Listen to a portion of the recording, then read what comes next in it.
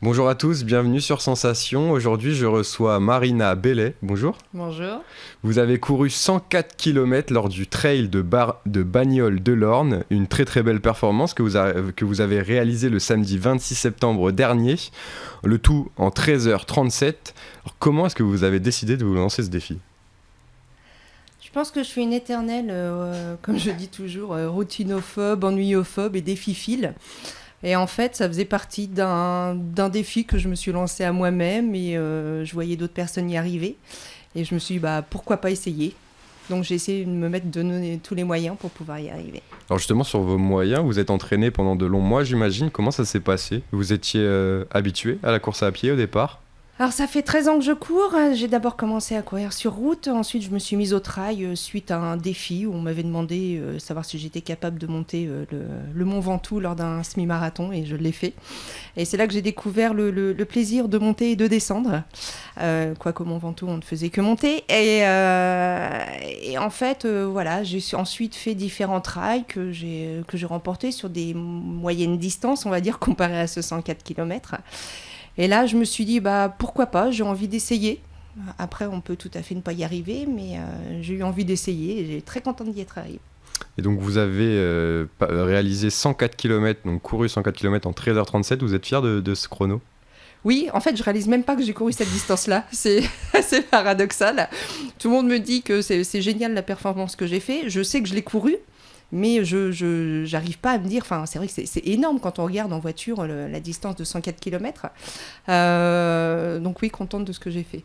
Alors comment s'est déroulé le trail ? Quelle était l'ambiance lors du parcours ? Est-ce que vous avez souffert ? Est-ce qu'à un moment vous avez failli abandonner ? Failli abandonner. Alors, l'ambiance départ 4h30 du matin, il faisait assez froid. On n'était que 170 justement pour pouvoir respecter les conditions sanitaires. On est parti par plusieurs vagues justement pour pouvoir respecter ces conditions sanitaires. Une très très bonne ambiance comme dans tous les trails. Donc on est parti dans le noir, dans la nuit avec la frontale, avec tout ça. J'ai vraiment voulu courir cette course aux sensations. C'est-à-dire qu'on a tous nos montres, cardio, fréquence, machin, bref.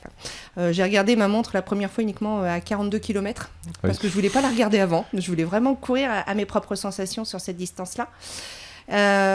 J'ai pas du tout souffert jusqu'au 92e kilomètre. Alors pourquoi 92e ? C'est déjà pas mal. Non, j'ai pas eu de fatigue, j'ai pas eu quoi que ce soit avant ces 92 km. Et au 92e kilomètre, j'ai vraiment commencé à ressentir une douleur au genou. Je savais qu'elle allait arriver à un moment ou à un autre. Alors déçue qu'elle arrive malgré tout, malgré mon entraînement, mais finalement contente qu'elle arrive que à 92 km. Alors voilà, je vieillis aussi, donc voilà, la rotule, les articulations. Donc, du coup, les 12 derniers kilomètres ont été difficiles. Ouais, mais c'est là qu'arrive le mental, effectivement. Mais je voulais pas arrêter à 92 km, c'est quand même dommage. Ça aurait été dommage. Donc, j'avais du strap, mais on m'en a passé aussi. Et en fait, je me suis complètement bloqué la rotule et j'ai continué comme ça, comme je le disais, en moonwalk, de toutes les positions possibles et inimaginables pour pouvoir avancer. Et j'ai quand même réussi à faire un temps correct, donc je suis très contente. Justement, le plus difficile, c'est le physique ou c'est le mental ? Après... Il faut les deux. Les deux. Il faut les deux.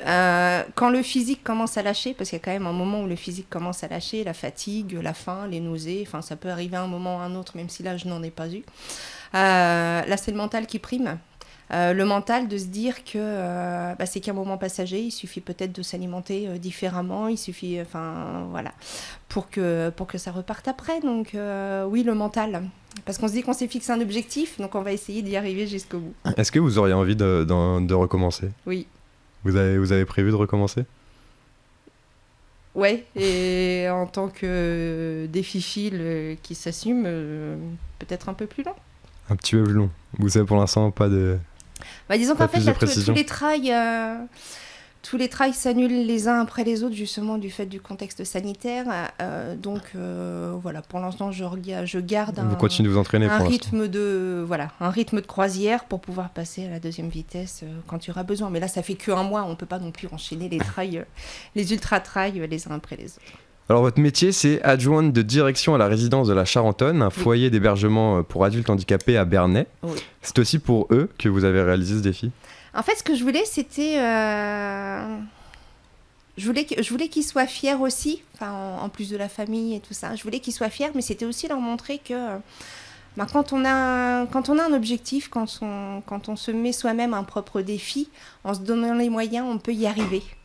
Donc voilà, et ils étaient contents, ils se sont même moqués de moi pendant que je m'entraînais sous la pluie. Voilà, ils vous ont donné de la motivation?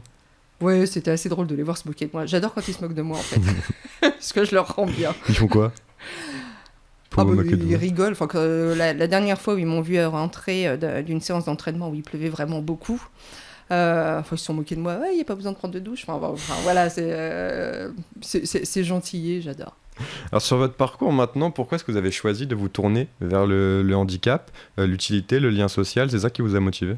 Ouais, alors en fait, ça fait que 4 mois et demi que je suis dans le secteur du handicap. J'ai d'abord été à l'hôpital, soignante, administrative. Après, j'ai fait 9 ans en tant que consultante dans des startups.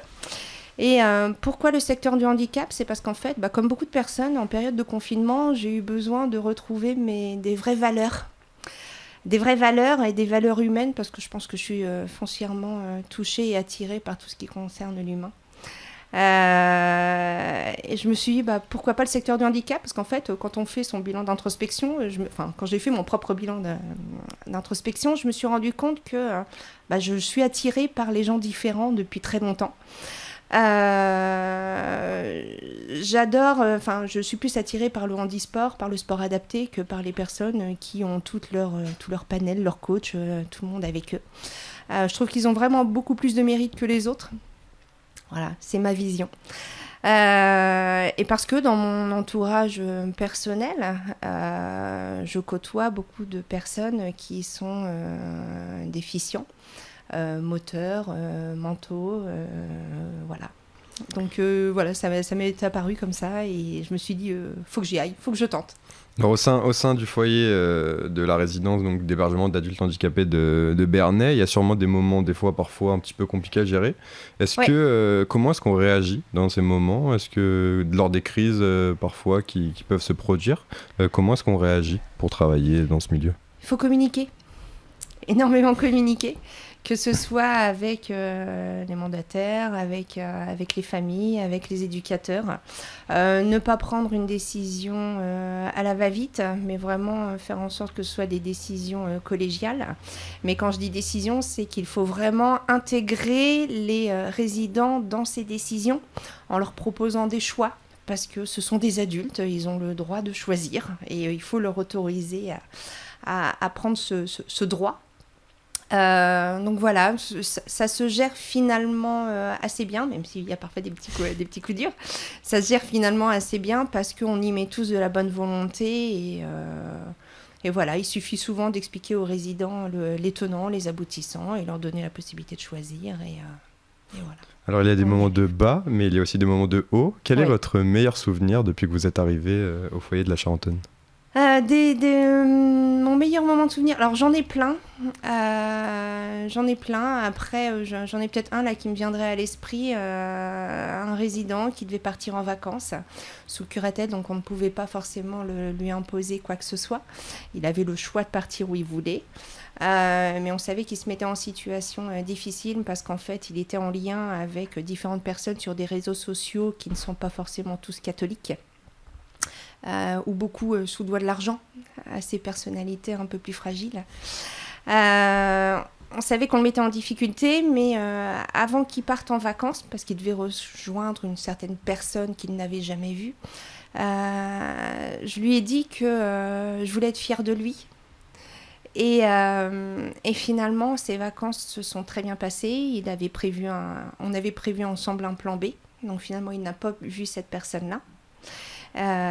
Et les vacances se sont très bien passées et quand il est rentré, je lui ai dit que j'étais quand même très fière de lui, de la manière dont il a géré ses vacances et depuis il va très bien, alors que c'était quelqu'un qui était une personnalité un peu difficile, un peu impulsive, et depuis qu'il a prouvé à lui-même et à nous qu'il était capable de gérer seul, encore avec une forme d'accompagnement qu'il était capable de gérer, il va beaucoup mieux et de lui-même, il se sent pousser des ailes et il a envie de plein de choses. Merci Marie Bellet d'avoir été avec nous sur Sensation. Merci à vous. Vous êtes adjointe de service au foyer de la Charentonne, la maison des handicapés à Bernay. Vous pouvez retrouver cette émission en podcast audio et vidéo sur notre site ou sur notre application Radio Sensation.